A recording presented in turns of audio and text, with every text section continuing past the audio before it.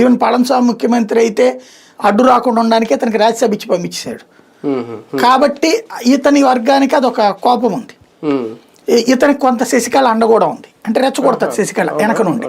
కాబట్టి ఈ కథ అంతా నడిపిస్తున్నాడు. ఇతనితో పాటు ఇంకొక అతను కూడా ఉన్నాడు కదా, వేలుమణి. వీళ్ళిద్దరూ కూడా శశికళతో బాగా క్లోజ్ గా ఉండేవాళ్ళు, ఇంటరాక్షన్ ఉండేది గతంలో. ఒక పక్కన కథ ఆవిడ డైరెక్ట్ గా రంగంలోకి రాకుండా వీళ్ళ ద్వారా నడిపిస్తుందన్న ప్రచారం కూడా ఉందన్నమాట. వీళ్ళకి ఏమైందంటే ఈ టీవీకేతో ముందు నుంచి టచ్ లో ఉన్నారు. ఎలక్షన్ అయిపోదాక వీళ్ళు పన్నీర్ సెల్వంకి చెప్పి, పళనిస్వామికి చెప్పి మద్దతు ఇచ్చేద్దామన్నారు విజయ్కి. పళనిస్వామి ఏమన్నాడంటే విజయ్ మనతో కలిపి జాయింట్ ప్రభుత్వం ఏర్పాటు చేస్తామంటే మద్దతు ఇద్దాం అన్నాడు. విజయ్ అందుకు ఒప్పుకోలే షేరింగ్ కి. ఏఐఏడీఎం కంటే మీరు బీజేపీని వదిలేయాలి, మిగతా భాగస్వామి పక్షాలు వదిలేయాలి. ఎందుకంటే వీసీకేకి ఇందులో ఉన్నటువంటి పిఎంకేకి పడదు.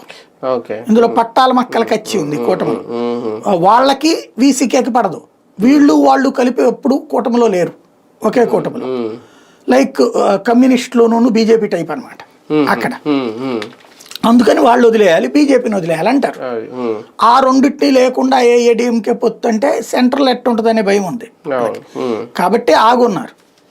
ఇప్పుడు ఏమైపోయింది,